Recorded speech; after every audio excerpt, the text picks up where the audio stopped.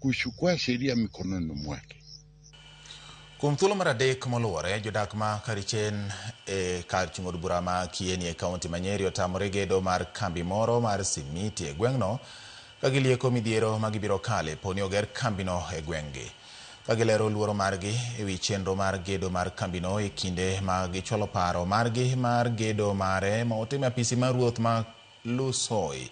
Jodak odwaro ni jaket mwanduno mondo chwal gedo makamane e gweng' machielo kopogore kod kuonde magidakie kod puothegi. Chung' margi biro kata tok migiler ewi ber ma kambino biro kelo negi kamoting'o chiwo thuolo mag tije, gedo mar osiptal ma nyasani kaachiel kod kunyo negi pige maler mabiro konyo tieko oro e gwengego. Ng'ombe, wanyama wote, mambo ambayo inahusishwa ambayo tunaambiwa italeta mitigation ama prevention ya pollution haijaelezewa vizuri. Swali la pili, tumeambiwa walifanya kitu inaitwa riparian pegging. Hiyo ripoti hatujaipata, hatujajua ilifanywa siku gani.